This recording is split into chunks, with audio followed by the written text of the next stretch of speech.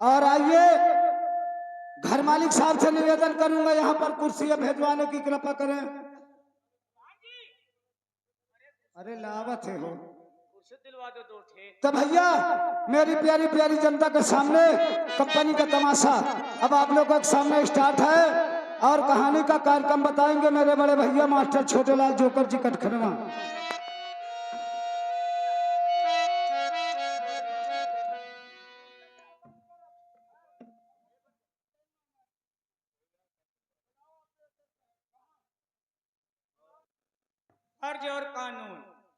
फर्ज और कानून बेटे का बलिदान। डाकू शमशेर सिंह, डाकू दिलशेर सिंह, डाकू टाइगर सिंह। देखो ये कहानी दो राजाओं के बीच की होगी। कहानी जो हमने बताया आप लोगों को ये दो राजाओं के बीच की।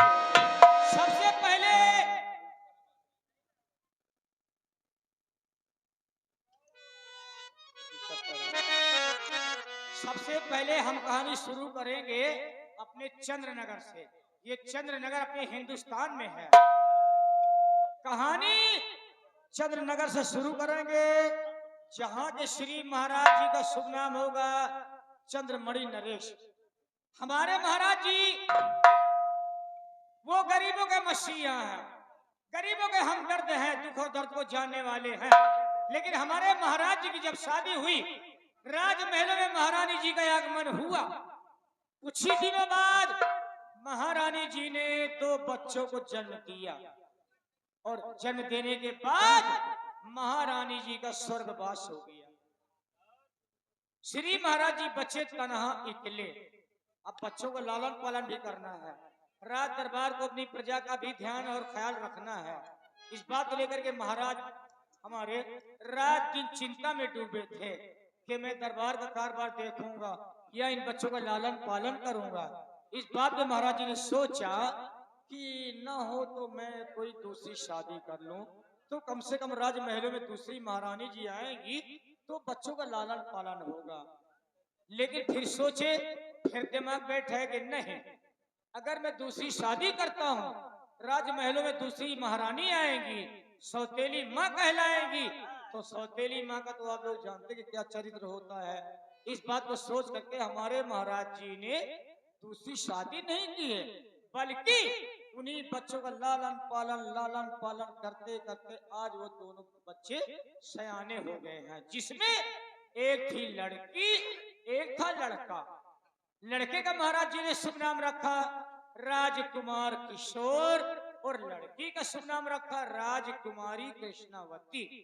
इन बच्चों का लालन पालन करते हुए आज वो उनके श्री महाराज की बेटी और बेटे वो एक सयाने के रास्ते पे आ रहे हैं और चल रहे हैं।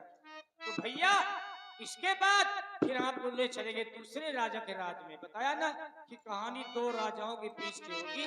आप लोग कहानी पे जरूर गौर करते रहेंगे कि कहानी कहाँ से शुरू हो रही है, फिर ये कहानी रास्ते में चलते चलते कितने मोड़ लेगी, फिर इसका अंत कहाँ होगा।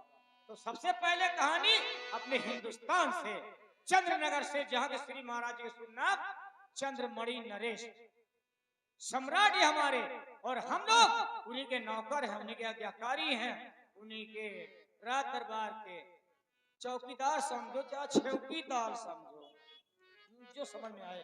तो भैया हमारे श्री महाराज जी का आने का समय हो गया है। अरे पूरी पूरी पूरिया, पूरी पूरी पूरिया कटही पूरिया, बैठ गई पूछिया दबाए के,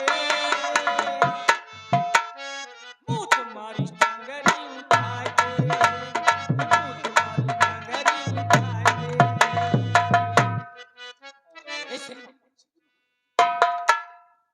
श्री महाराज जी की जय, श्री राजन महाराज जी की जय हो। आइए पधारिए महाराज। खुश रहो। क्यों दरबारी, हाँ साहब। आज क्या बात है, बहुत भीड़ ढाल नजर आ रहे हो। नहीं साहब, मैं तो ड्यूटी पर लगा हूँ साहब। दरबार है। अरे ड्यूटी पे तो लगे हो, ड्यूटी पे हम लोग लगे, ये तो हम भी देखते हैं कि ड्यूटी में लगे हो। अब समझदार है आप, खुद समझ जाइए। क्या देखे, तुम इतने दोनों हराम खोर हो गए हो। खामोश बदतमीज कहीं के, तनख्वाह मैं तुम्हारी एक एक महीने की नहीं दूंगा, समझ लेना। साहेब मैं तो सोचा तो यही तरह करो, तुम ज्यादा नहीं 1 साल। महू का पता दरबार हमको नहीं, तुम दोनों हमारे, क्या कहा तुमने? इसने कहा कि साहब ज्यादा नहीं 1 साल के लिए अगर तनख्वाह रोक दो तो सबको हमको इनको पता चल जाएगा। हमको क्या पता चले? क्यों नहीं चलेगा? अरे साहब नौकरी नहीं करेंगे, बकरी चराई में और क्या कर? बकरी चराने में तुम्हारा खर्च पूरा होगा। अरे साहेब बकरी में अब तुम पिछले साल बकरी चरा के खर्च पूरा करना। अरे साहब पिछले साल ये बात करते हैं, मैं कल 20 परसों से बकरी चराऊंगा। और बताओ, तुम दोनों हमारे यहाँ के बहुत पुराने मुलाजिम हो। अब साहेब का करो, बकरी चरावत रहा, मैं सोचा तो फालतू घूमत तो तुम्हारे यहाँ रख ले। और तुम्हें मालूम है कि हम कहाँ के रहने वाले हैं? हमारा नाम क्या है? हमारे परिवार में कितने लोग हैं? ये आई हुई जनता को नहीं मालूम। इनको सबको मालूम हो गया हुजूर। कैसे? मैंने आपके आने के पहले ही आपका शुभ नाम, आपका ये शुभ स्थान और आपके बेटे का नाम, आपकी राजकुमारी बेटी का नाम हमने सब बतला दिया। सभी लोग दरबारी फौरन हमारे मंत्री अमर सिंह को फोन लगाओ और दरबार में हाजिर करो।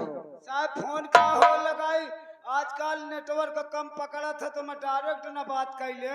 कर लो। फोन से का मतलब है? जब मोर खुद आवाज यहाँ से इलाहाबाद कानपुर तक जाए थी, चाहे कोटरा तक जाए चाहे न जाए। मंत्री जी कौन है वो? आवाज पहुंची कि न पहुंची?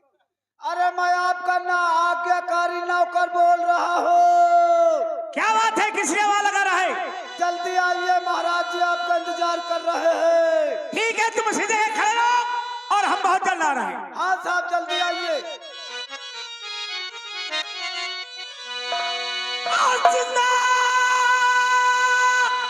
दिलों में बैठ के और जीने की बात कर, और मैं खाना है रसूल का पीने की बात।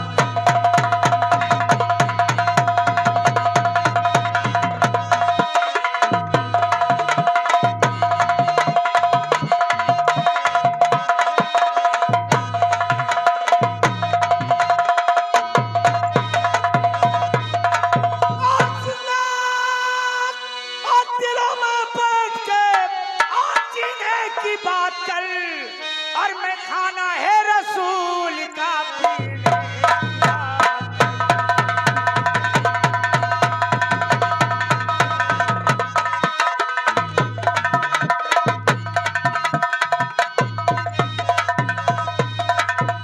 जिंदा दिलों में बैठ के जीने की बात कर, और मैं खाना है रसूल का पीने की बात कर, और खाना है मेरे यार और करीने की बात कर, और जिक्र जमाने छोड़ मदीने की बात।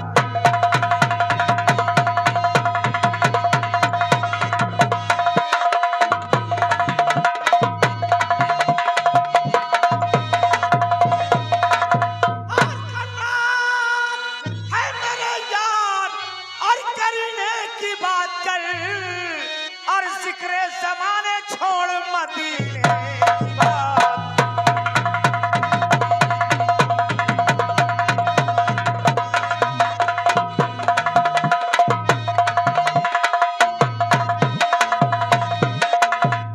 अरे आलू खुदा के हमने पुदीना बोवा दिया, और उसको कटा के सीधा मदीना।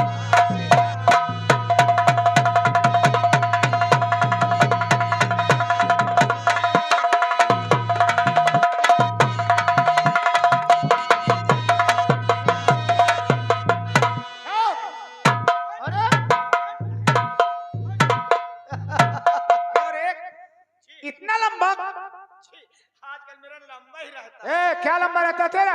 यही अच्छा, सलूट लंबा रहता है। इतना लंबा सलूट मारता है कि सर की टोपी का भी ख्याल नहीं कि हमारे सर की टोपी कहाँ है। नो सर, ऐसी बात नहीं, मेरी टोपी मेरे मर्जी से जाती है, वरना अपने स्थान पे रहती है। कहाँ स्थान पे है? देखिए ना। कहाँ है? वो उधर नीचे पड़ी, उठा।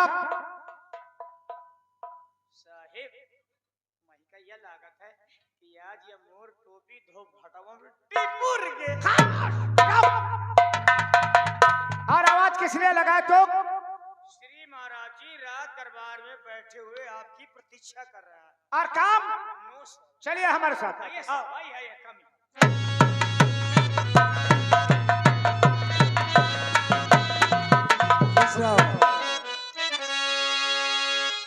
क्यों बुलाया और दरबार में क्यों बुलाया?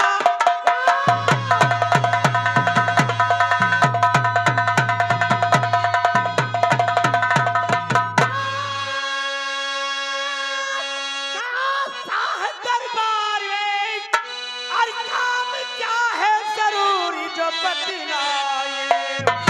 आपका काम करने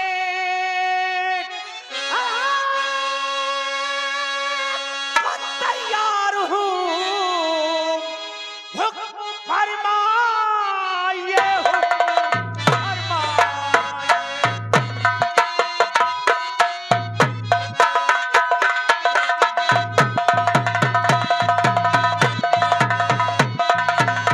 महाराज जी, आज सरे दरबार मंत्री अभय सिंह को किस लिए बुलाया गया है और कौन सा ऐसा जरूरी काम है महाराज? मंत्री अभय सिंह जी महाराज। बुलाने का कारण है, हम जानना चाहते हैं कि हमारे चंद नगर में हमारी प्रजा खुशहाल तो है? महाराज, जब तक आपके दरबार में मंत्री अभय सिंह जिंदा है, हमारी प्रजा को किसी बात की कोई परेशानी नहीं होती। और जब भी हम प्रजा की ओर जाते हैं तो हर इंसान की जुबान से सिर्फ एक ही शब्द निकलता है। क्या निकलता है? शब्द ये निकलता है कि महाराज हो तो चंद्रमणि जैसा महाराज हो। आपके नाम की शाम और सुबह हर इंसान महाराज जय के नारे लगाता है। मंत्री अभय सिंह, हमें हर वक्त तुमसे यही उम्मीद रहती है। आ हमारे पास। जो आज्ञा। चिकरिया, जो हमारे फौज के सिपह सालार लीडर सिंह हैं, उन्हें फौरन दरबार में हाजिर करो। लेकिन हुजूर, जो आपके फौज के कमांडर हैं, सिपह सालार हैं साहब, हाँ, वो तो बॉर्डर पे अपने हिंदुस्तान के बॉर्डर पे अपनी सेना को लेकर के दुश्मनों से मोर्चा संभाले वहां पे तैनात है। मेरी आवाज वहां पहुंचेगी, मैं तो आपके दही दरबार में हूँ। फोन कर दो। फोन? हाँ, जी हाँ, ये बात आपने ठीक कहा सर।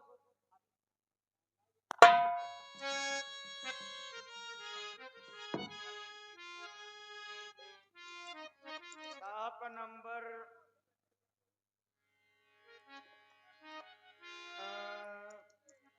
10, 20, 50, 2 बोरी यूरिया, 2 बोरी पोटास।